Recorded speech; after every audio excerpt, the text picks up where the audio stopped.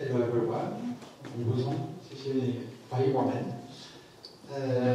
so today I will try to present you a bit both what Air Liquide is doing and my vision of current status of hydrogen market in China and what do we need to go forward to accelerate the development of hydrogen.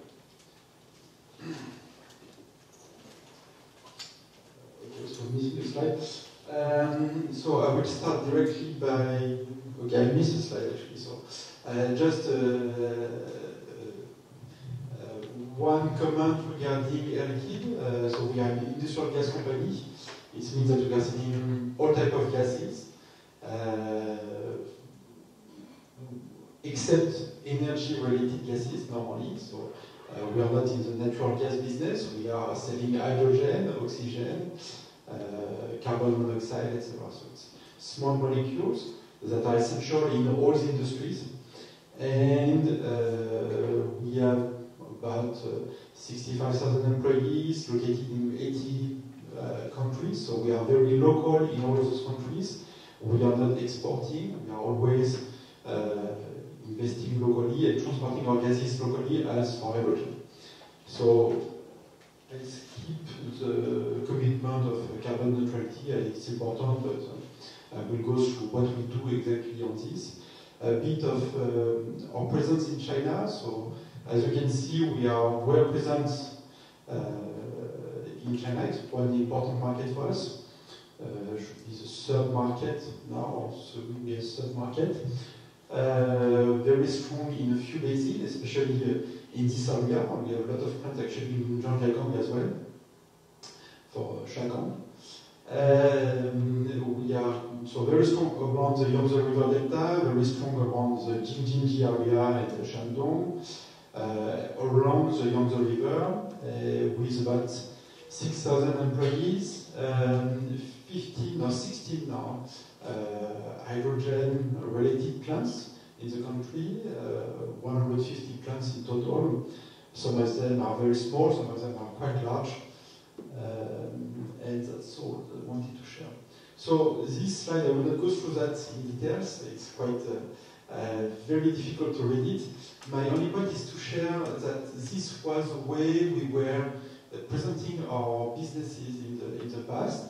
So this is typical industrial gas business, where you produce your gases in large plants, such as those one for what we call large industries, so such as steel, chemicals, refineries, energy related, and such as Arkema, for example. And then we distribute part of those gases, so it could be hydrogen, could be oxygen, could be carbon monoxide, and so on. So we distribute it by pipeline, but also by trucks to various industries, from hospitals to manufacturing to electronics. This is the way we were considering our business in the past. Today, we are focusing on 3 areas of development, and this will be much more interesting for you guys. First one, very briefly, on all the health-related, healthcare-related businesses. We have 2 things, let's say. The first one is delivering oxygen to hospital. The second one is management of chronic diseases. So I don't go through that in details today. It's not the point of this meeting. The second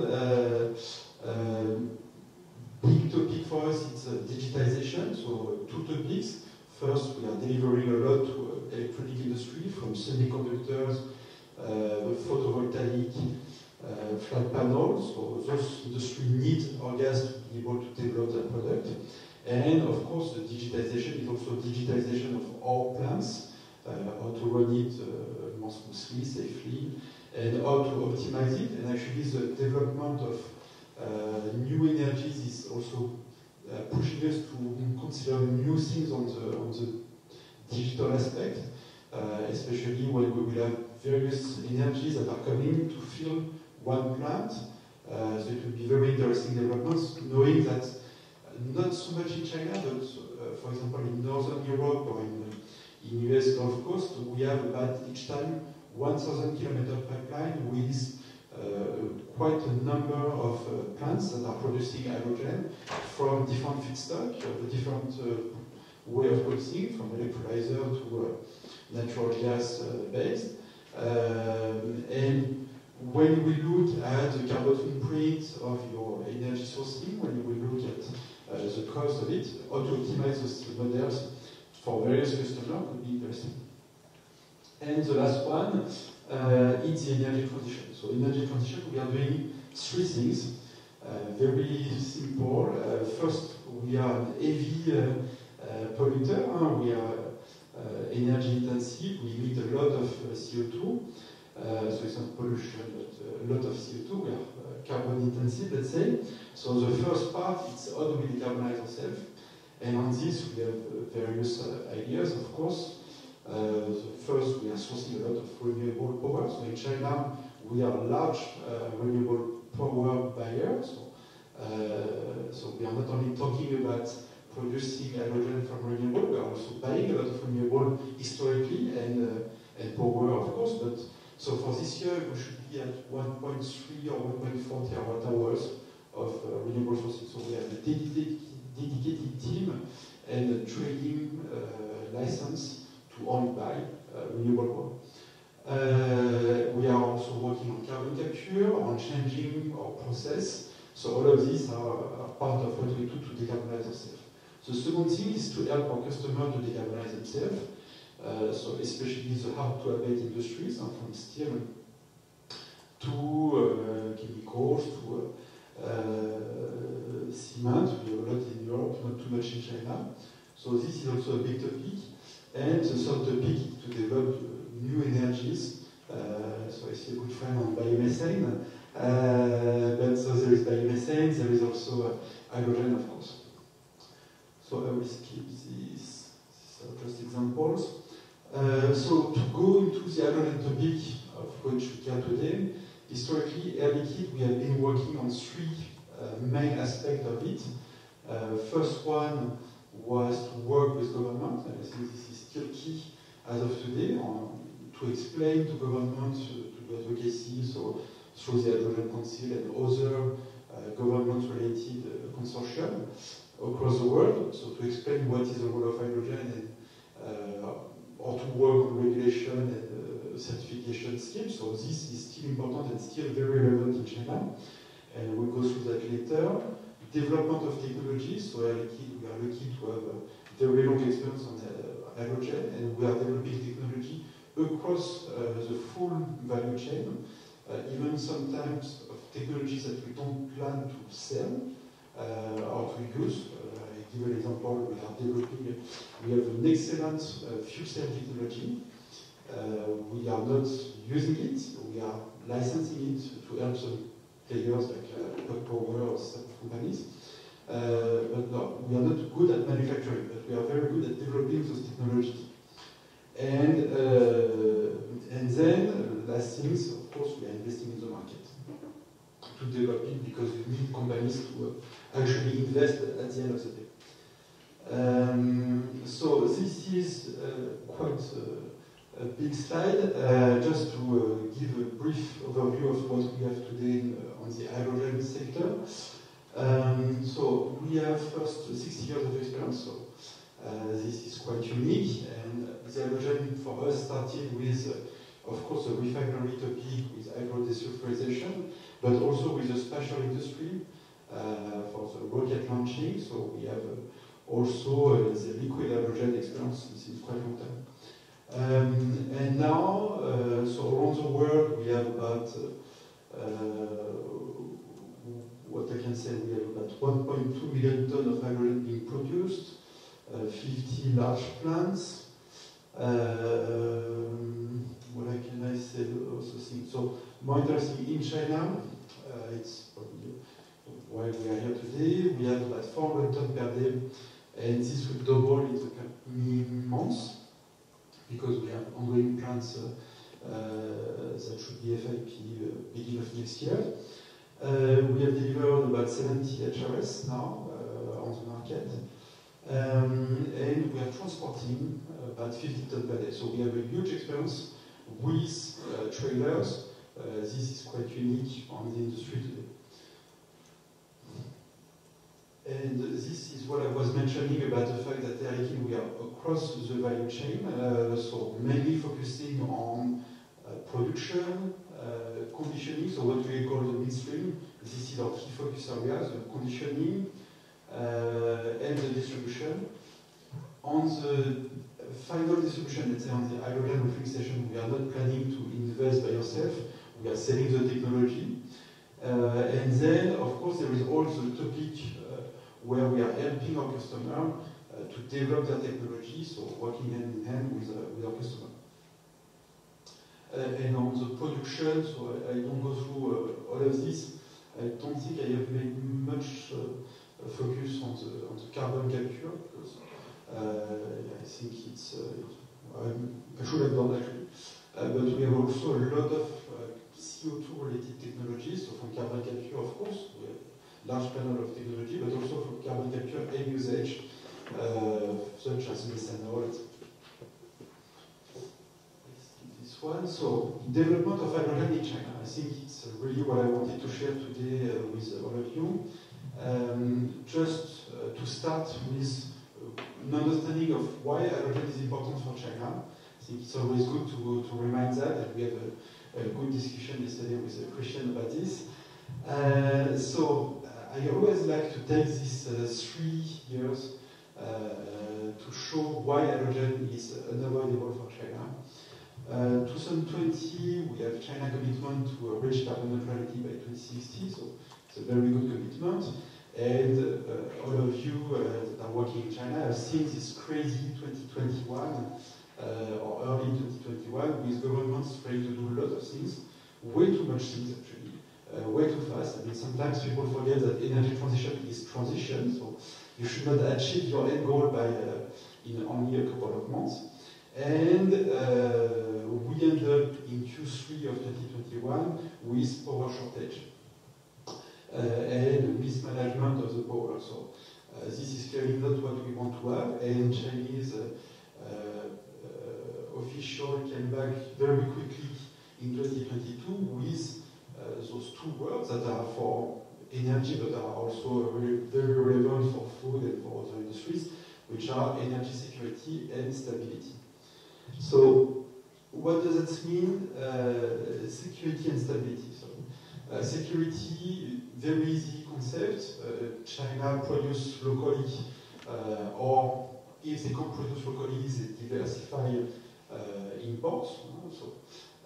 So on this, coal fits perfectly the producing locally, renewable fit perfectly, and when we are talking about other energy sources, you need to diversify the sources, you need to not be relying on one country for your import.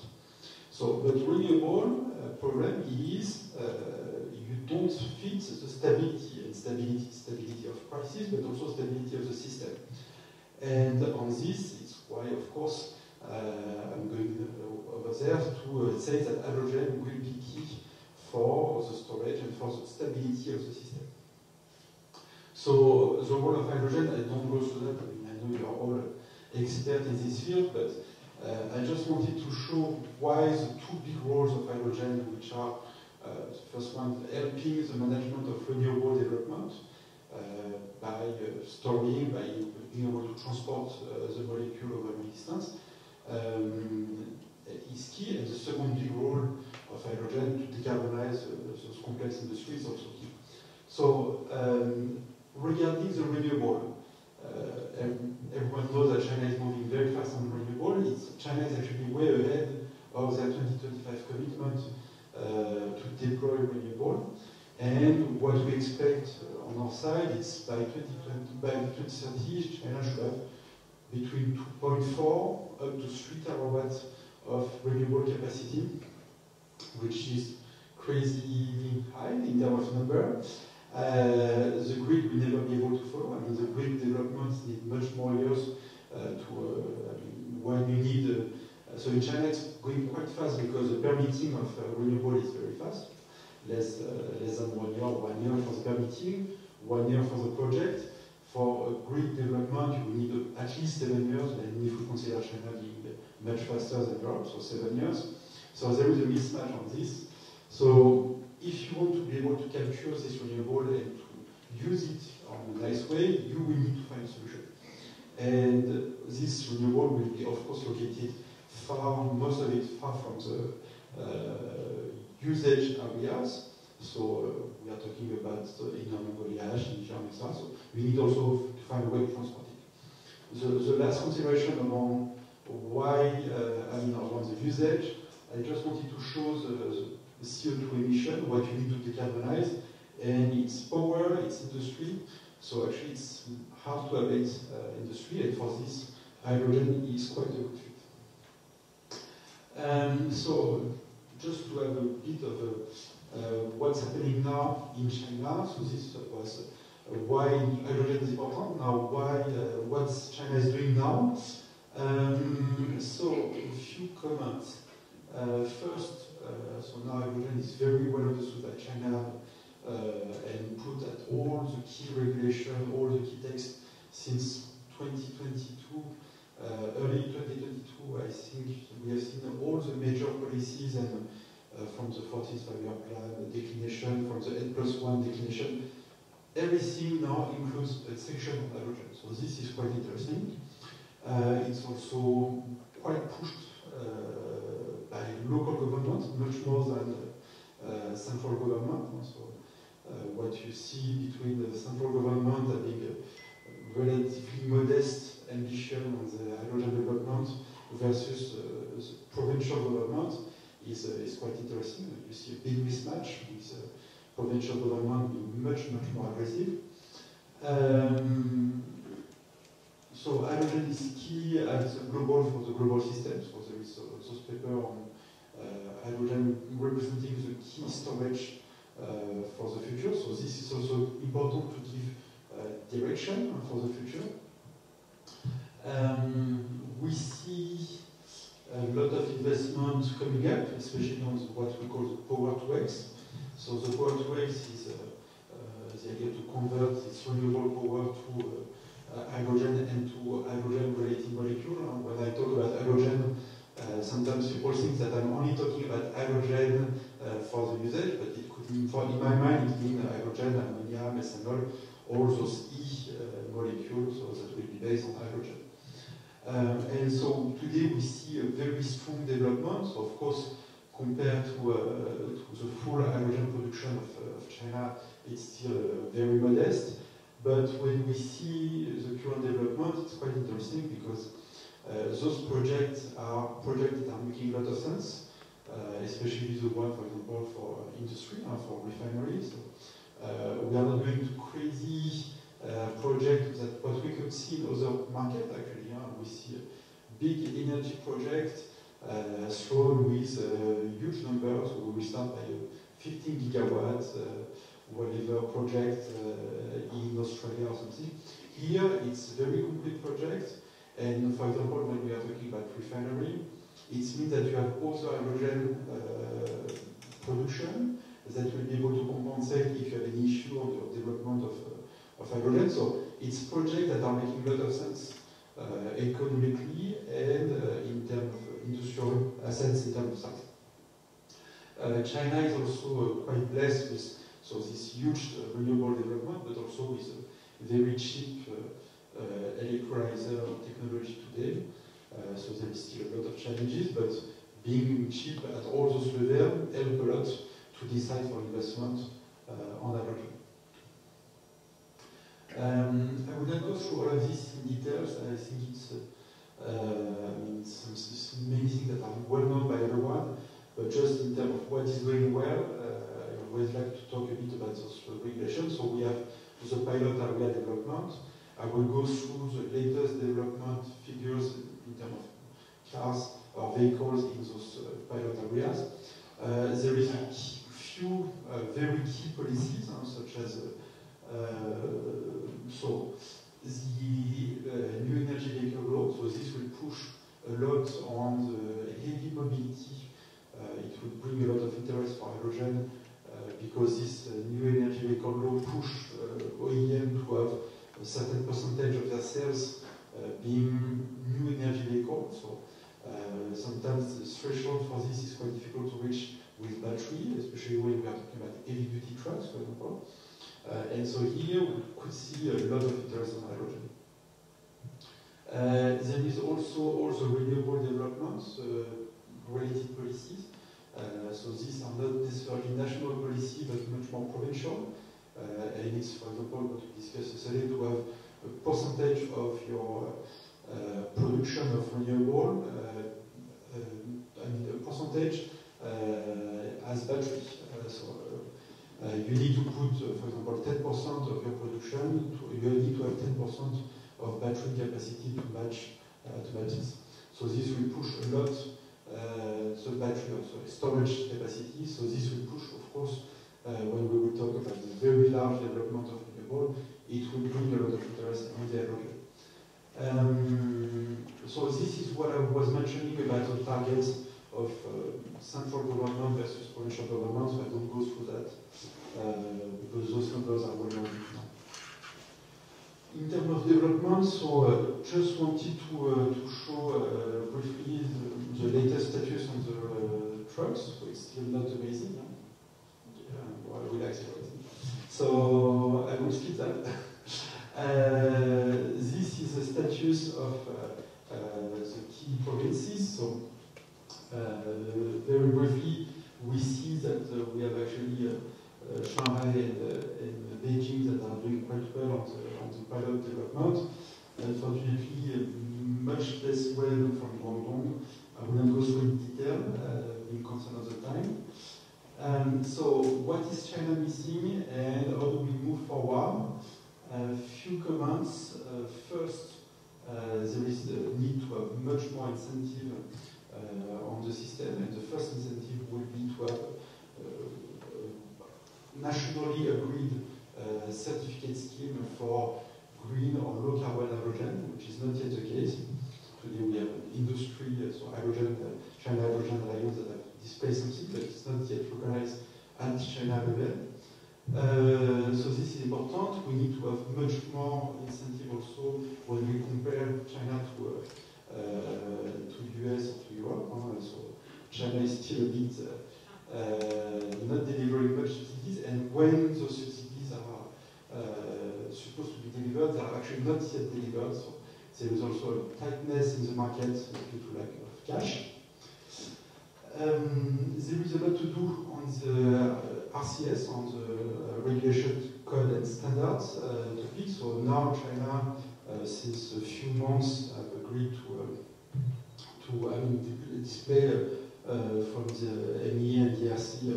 They will say that they will push to develop 150 standards on all the key topics. You can see so on pipeline, HRS, liquefaction, H2 for gas turbine as well. So this is key for the development. And today what we see on the cost, a good way to reduce the cost of most of the technologies is actually to improve the standards, which could be sometimes just the safety standards that are greatly high in China, and to be able to do a compact plant could reduce a lot of cost. Skip that. So there is a need to scale up. So this was just mentioned of the first few projects, I already mentioned them.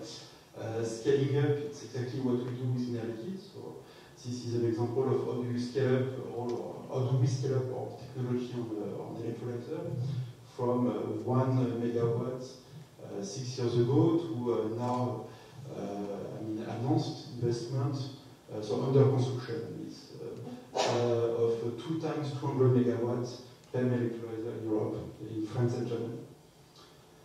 And electrolyzer is a complex beast, and we are mainly mentioning generally when we discuss with people, they are mainly talking about the stack, but actually when we are talking about those large plants, very big plants, we are talking about chemical plants as well as the manufacturing from the stack, and the chemical plant is quite challenging, so it's where Air Liquide will intervene. Skip that, which is as well. So there is also the integration of value chain. Today, when we see the focus of China, it's still a lot, except GoFu actually. It's still a lot about the production and the utilization. There is little being done on the supply chain, so this needs to be done and tackled much more. So I wanted to mention liquid hydrogen, but I know Goku will mention that a bit later, so we'll not go through that in detail. Just to share with you that, yes, so on this, the same for us, we are also doing this scaling up, which is not easy, and today we have built an in-operation since 1 year and a half now, 30 tons per day, which was the largest liquefier at that time.